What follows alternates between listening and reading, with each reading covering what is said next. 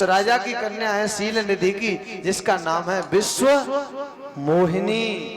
जो विश्व को मोहित करने वाली ये कौन है? ये लक्ष्मी जी तो हैं। ये लक्ष्मी का ही स्वरूप है, दूसरा रूप है ये माया। कन्या का नाम क्या है? विश्व मोहिनी। विश्व मोहिनी तास कुमारी श्री विमोह जिस रूप निहारी, जिसके रूप को देखकर लक्ष्मी जी भी मोहित हो जाएं, ऐसी कन्या राजा शील निधि की है।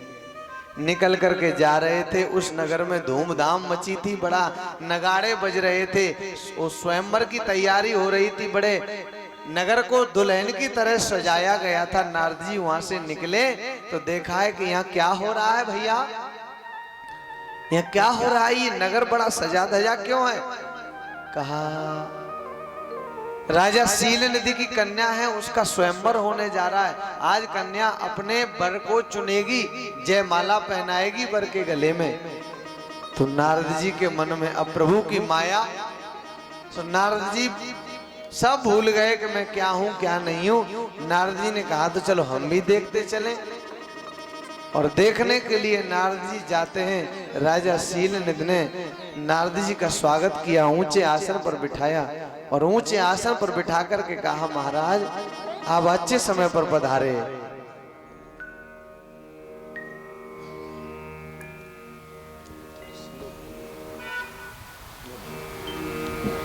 अच्छे समय पर पधारे आप, मेरे कन्या है। और इस कन्या का भाग्य बताइए, इस कन्या के थोड़ा गुण दोष बखान कीजिए। इस कन्या के भाग्य में क्या लिखा है ये तो देखिए। और जैसे ही नारद जी ने उस कन्या को देखा है, वैसे ही लख विश्व मोहिनी कन्या को और मुनिवर का विचलित ध्यान हुआ। मोहित हो गए उस पर ऐसे, अरे लोप सभी तप ज्ञान हुआ। जैसे ही उस विश्वमोहिनी कन्या को देखा है नारद जी ने, वैसे ही उस कन्या को देख करके एकदम से दंग रह गए। अब माया भगवान की प्रभाव दे गई, नारद जी की बुद्धि बदल गई, विचार ही बदल गया नारद जी का। और नारद जी सोचने लगे अरे ये कन्या तो कितनी सुंदर है। अभिमान सबसे बड़ा कारण, पतन के दो कारण होते हैं, एक तो अहंकार और दूसरा वासना। और पहले इनमें कौन आता है? अहंकार आता है कि मैं सुंदर हूं सबसे, या मैं धनवान हूं। और जब ये सोचता है तो सोचता है कि अरे इसकी शादी वहां क्यों हो रही है, अरे ये तो मेरे घर में आने लायक है। ऐसे अभिमान आता है। फिर वो हर किसी ऐसे व्यक्ति को अगर बर दिखाने के लिए ले जाओगे ना, बेटी के लिए बर, तो किसी को पास नहीं करता ऐसा व्यक्ति, क्योंकि नजर में आता ही नहीं है। हर किसी को फेल करेगा वो, क्योंकि पहले अहंकार आता है, फिर वासना वास करती है। दोनों पतन के कारण हैं, दोनों रास्ते को भटकाते हैं। तो नारद जी को पहले अहंकार हुआ, अहंकार आ गया तो वासना अपने आप आ जाती है। नारद जी की बुद्धि बिगड़ गई। और जैसे ही वो कन्या देखी है तो अब नारद जी कह रहे हैं इसके हाथों में, इसके मस्तक पे ऐसी रेखा है कि जिसका कोई मान जगत में भंग नहीं कर सकेगा, जिसे कोई जीत नहीं सकेगा। जे कन्या ऐसे जिस व्यक्ति के साथ विवाह करेगी उसे कोई जीत नहीं सकेगा।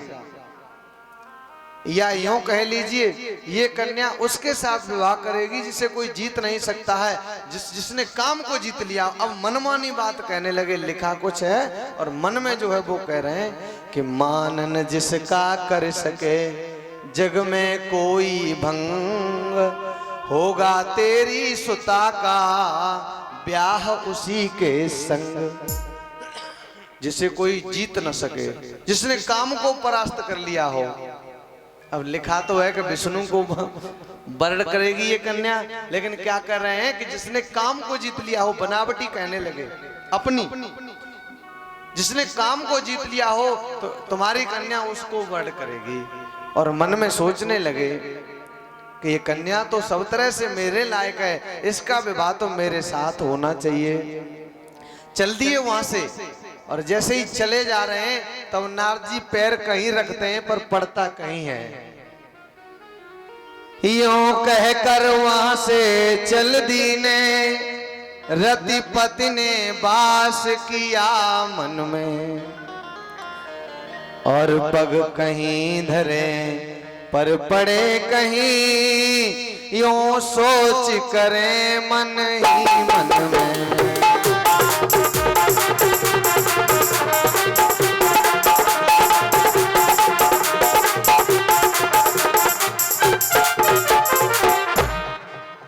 पग कहीं रखते हैं कहीं पड़ता है। अब सोचते हैं क्या करूं, लेकिन मेरी ये जो सुंदरता है वो ठीक नहीं है। मैं तो नारद हूँ, ऋषि हूँ, महात्मा हूँ, ये कन्या बहुत सुंदर है, इस रूप में मुझे वर्ण नहीं करेगी। क्या करूं, क्या करूं, विष्णु के ढिंग जाऊं, या भूप अनेक सुहाए। एक से एक सुंदर राजा यहाँ स्वयंवर देखने के लिए आए हैं, और मैं तो इनके सामने कोई सुंदर भी नहीं हूं। क्या करूं, भगवान विष्णु से जाकर के सुंदरता मांग लूं?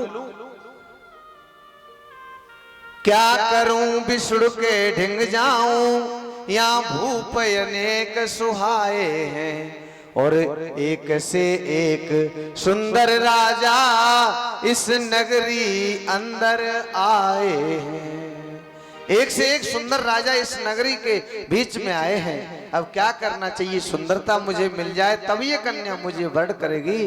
तो तुलसीदास जी लिखते हैं रामचरितमानस में, याज्ञवल्क्य जी कहते हैं काकभूषण जी से, भोलेनाथ कहते हैं मैया पार्वती से, हे सयानी हे पार्वती, करो जाए सोई जतन विचारी, जय प्रकार मोए बरे कुमारी।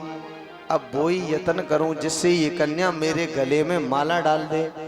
अब क्या करूं, अगर विष्णु के पास जाऊंगा तो बहुत देर लगेगी जाने में, इसलिए ऐसा करते हैं यहीं विष्णु का ध्यान कर लेते हैं, यहीं भगवान विष्णु प्रकट हो जाएंगे। तो नारद जी, हरिशन मांगो सुंदरता ही, भगवान से सुंदरता मांगूंगा। और ऐसा सोच करके वो ध्यान लगा करके भगवान का बैठ गए, और जैसे ही भगवान का ध्यान किया वैसे ही भगवान प्रकट हो गए। और भगवान प्रकट हुए, उन्होंने कहा बताओ क्या मांगते हो, क्या चाहते हो। तो वैसे भगवान कभी मांगने के लिए कहते, नारद जी कभी कुछ मांगते नहीं थे, लेकिन अब मांग रहे हैं। आपन रूप देव प्रभु मोही, अपने रूप देव प्रभु मोही,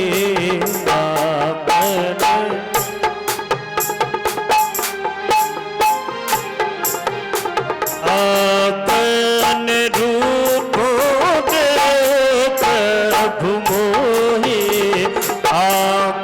अपने रूप देव प्रभु मोही, आने भात नहीं पावहु मोहि, आने भात नहीं पावहु मोहि, आने भात नहीं पावहु मोहि। आपन रूप देव प्रभु मोही, आन भांति नहीं पावो ओई। अपना रूप मुझे दे दो, और किसी प्रकार से उस कन्या को मैं प्राप्त नहीं कर सकता, केवल इसी उपाय से मैं उस कन्या को प्राप्त कर सकता हूँ। और एक बात और कह दी बाद में नारद जी ने, जेविद होए नाथ हित मोरा। और ये बात कह दी तो बहुत बड़ी बात कह दी नारद जी ने, जेविद नाथ हो हित मोरा। प्रभु मैं आपसे सुंदरता ही मांग रहा हूं, लेकिन जिस प्रकार मेरा कल्याण हो, जिस प्रकार मेरी भलाई हो, आप वही करना। और भगवान ने कहा कि ठीक है, मांग तो तुम गड़बड़ चीज रहे थे, मांग तो गलत रहे थे तुम, लेकिन अब तुमने अपने को मुझे समर्पित कर दिया, तो अब जिम्मेदारी मेरी है कि मेरा भला जिसमें हो वो करना प्रभु। तो आपका हम भला ही करेंगे, आपका हम बुरा नहीं होने देंगे, ये जिम्मेदारी अब हमारी हो गई। करऊं सुबेग दास में तोरा, जे प्रकार होए तो मोरा करो से बेग दास में तोरा। मैं आपका दास हूँ प्रभु, आप वही काम करो जिससे मेरी भलाई हो। कहा ठीक है, अपना रूप दे दो। तो भगवान ने, हर माने होता है बंदर, हर माने सर्प भी होता है, हर माने मेढक भी होता है, हरे हरी घास को भी कहते हैं, हरे तालाब को भी कहते हैं। तो हर के कई अर्थ होते हैं। तो हर रूप दे दो अपना। तभी तो एक बहुत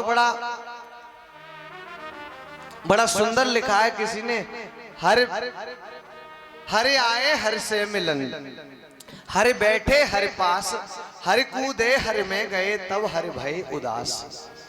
हरे आए हर से मिलन, यानी सर्प आया किससे मिलने? मेढक से मिलने। हर बैठे हर पास, मेढक बैठा है किसके पास? हर माने तालाब, तालाब के पास। हर कूदे यानी मेढक कूदा हर में गया, हर कूदे हर में गए, मेढक कूद करके तालाब में गया, तब हर भय उदास। तो सर्प देवता उदास हो गए कि अब क्या करूं। तो ये यमक अलंकार है। जब एक शब्द बार बार आता है और अर्थ अलग अलग निकलता है तो यह यमक अलंकार होता है। आज हर माने बंदर और हर माने भगवान के लिए भी प्रयोग किया कि ये अपनी सुंदरता दे दो। तो भगवान ने आज नारद जी को बंदर बना दिया। बंदर बड़ा अच्छा लिखा है रामचरितमानस में तुलसीदास जी ने, को पथ मांग रुज व्याकुल रोगी, वेदन दे सुनो मुनि जोगी। अगर रोगी कुपथ चीज मांगे जिसका नुकसान हो, जैसे मान लीजिए किसी को शुगर है माताओं, और डॉक्टर के पास रोगी जाए और उसे शुगर है, अगर वहां जाता है जाकर के कहता है डॉक्टर साहब मुझे शुगर है और दवाई दे दो, लेकिन एक काम करना मैं मीठा नहीं छोड़ पाऊंगा, ऐसी दवाई दे देना जो मीठा भी खाता रहूं और शुगर भी ठीक हो जाए, यानी दवाई भी चलती रहे। तो क्या रोगी ऐसा करता है? नहीं करता। वैद्य ऐसा कभी नहीं करता जिसमें रोगी का नुकसान हो, जिसमें रोगी का अनहित हो, हित न छिपा हो। इसलिए वैद्य के वो रोगी के मांगने पर भी वैद्य ऐसी झड़ी नहीं देता। ऐसे ही नारद जी तुमने जो मांगा है वो मैं, इसलिए मैं वो चीज नहीं देता हूं जिसमें तुम्हारा नुकसान है, वही दूंगा जिसमें तुम्हारी भलाई है। और आज नारद जी को बंदर बना दिया और नारद जी को नहीं समझ में चला, कुछ पता नहीं चला, इस रहस्य को कोई नहीं जान पाया। और नारद जी बैठ गए उसी नगर में जाकर के, इस विषय को कोई नहीं जान पाया। केवल किसको पता चला? भगवान को, विष्णु जी को, और शिव जी के दो गढ़ आए थे। शिव जी के दो गढ़ वो बैठे थे स्वयंवर में, वो भी देखने आए थे माया प्रभु की। तो स्वयंवर में बैठे तो उन्हें सब पता, बाकी जितने लोग बैठे थे उन्हें तो नारद नारद ही लग रहे हैं, नारद नारद ही के रूप में दिखाई दे रहे हैं। लेकिन जो शिव जी के गढ़ बैठे हैं उन्हें बंदर के रूप में दिखाई दे रहे हैं, और भगवान को तो ये सब बात पता ही है। तो ये रहस्य और किसी को नहीं पता। अरे मुख बना दिया बंदर का सा, प्रभु ने यह माया फैलाई, उस रंग भूमि में आए हैं अब दौड़ झपट कर मुनिराई। सब मंचों में एक उच्च मंच, उस पर गए बैठ संभल करके, और मुख दिखा रहे सबको अपना ऊपर को उछल उछल करके। एक ऊंचा मंच है, सब मंचों में उस मंच पर बैठ जाते हैं जाके, और बार बार अब कन्या आती है माला लेकर के, तो बार बार ऐसे उचक उचक के दिखाते हैं अपना सिर, अरे मैं ये बैठा हूं, कहाँ जा रही हूँ, माला यहाँ डालनी है। लेकिन विश्व मोहिनी जो कन्या है, नारद जी के गले में माला डालना तो दूर रहा, नारद जी की तरफ विश्व मोहिनी ने देखा तक नहीं। पुण्य पुण्य मुनि उकसाई अकुलाई, देख दशा हरि गन मुस्काई। अब नारद जी बार बार उकसते हैं, उचकते हैं, लेकिन ये दृश्य देख करके जो शिवजी के जो गढ़ हैं वो गढ़ मुस्कुरा जाते हैं। अब देखो गढ़ आपस में क्या चर्चा कर रहे हैं। विश्व मोहिनी इनको छोड़कर और किसी को तो बरेगी ही नहीं। क्या रूप है, देवर्षि नारद जी कितनी सुंदर लग रहे हैं और इनके अलावा विश्व मोहिनी किसी को नहीं बरेगी। और नारद जी फूल गए एकदम। वाह, क्या कह रहे हो? अरे दूर क्यों बैठे हो, इधर आ जाओ, पास में बैठो। और आज हम यही तो करते हैं कि अपनी बड़ाई चाहे झूठी कर रहा हो कोई प्रशंसा अपनी, तो वो बड़ा प्रिय लगता है। और कोई कड़वी बात कहे, सच्ची बात कहे तो जहर के समान लगता है। निंदक नियरे राखिए आंगन कुटी छवाए, बिन पानी साबुन बिना निर्मल करे सुवाए। अपनी सच्ची बात, अपनी कमियों को बताने वाले को त्यागना नहीं चाहिए, पास रखना चाहिए। जैसे वो ऐसे होते हैं निंदा करने वाले जो बिना पानी बिना साबुन के स्वभाव निर्मल हो जाता है, क्योंकि अपनी कमियां बताते रहते तो हम कमियों पर कार्य करते रहते हैं। नारद जी भूल गए सारी माया, माया में फंस गए। और देखिए नारद जी जैसे ही गणों ने कहा कि विश्व मोहिनी आपको छोड़कर तो और किसी को बरेगी नहीं। महाराज जी आप इतने सुंदर लग रहे हैं, इतने सुंदर लग रहे हैं कि इतने राजा बैठे, इनमें से कोई आपकी बराबरी का नहीं है। तो पास में बुला लिया। अरे अच्छा, अरे अरे दूर क्यों बैठे हो, पास में आकर बैठो। गणों को पास में बिठा लिया और विश्व मोहिनी बार बार आती है और निकल के चली जाती है। विश्व मोहिनी ने नारद जी को देखना तो दूर रहा, जो नारद जी की बगल में बैठे हैं उनकी तरफ भी नजर नहीं डाली। अब क्या समझ में आई? तुलसीदास जी कहते हैं जो भगवान का बंदर बन जाता है, भगवान की माया उसकी ओर दृष्टि नहीं डाल पाती, और भगवान की माया उसकी ओर दृष्टि डालना तो दूर रहा, जो भगवान का बंदर बन जाता है उसकी बगल में भी जो बैठ जाता है उस पर भी माया अपनी दृष्टि नहीं डाल पाती, उस पर भी अपना प्रभाव नहीं जमा पाती। जो भगवान का बंदर बन जाता है, जो भगवान का बंदर बन के जो नाचता है ना भगवान के इशारे पर, तो माया उसको तो नचाना दूर, उसके पास में बैठे को भी नचा नहीं पाती है। तो शिव जी के जो गण हैं उनकी तरफ भी विश्व मोहिनी नहीं दिख रही, पर वो तो विवाह करना ही नहीं चाहते थे शिव के गण, पर वो तो आनंद लेने आए थे। अब बार बार जब विश्व मोहिनी चली जाती है घूम घूम करके, उसी समय क्या हुआ है कि वहीं भगवान श्री हरि आ जाते हैं। राजा का, राजकुमार का वेश बना करके श्री हरि आते हैं, भगवान विष्णु। और जैसे ही भगवान विष्णु आए वैसे ही आज विश्व मोहिनी ने और भगवान विष्णु के गले में माला डाल दी। और जैसे ही माला डाली तो नारद जी बेचैन हो गए, नारद जी के होश उड़ गए। अरे राम राम, ये क्या हो गया, ये तो बड़ी गड़बड़ हो गई। दुल्हन ले गए लक्ष्य निवासा, नृप समाज तब भयो निराशा। जैसे ही भगवान लक्ष्मण वो विश्व मोहिनी को लेकर के चले तो राजा जितने थे वो सब उदास हो गए और नारद जी भी उदास हो गए। अब शिव के गण हंसने लगे। क्या बात है, अरे नारद जी शिव के गण तब ऐसे बोले, अरे क्या लाजन आज रही मन में, और कहीं जाकर अपने मुख को तो ऋषिराज देखिए दर्पण में।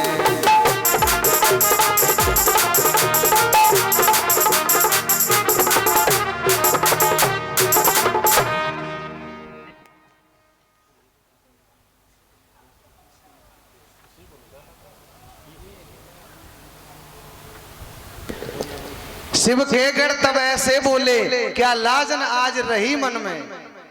अरे नारद जी क्या लज्जा नहीं रही, शर्म नहीं रही, क्या शर्म खो दी? का क्यों, क्या हुआ? वाह, आपको पता ही नहीं है।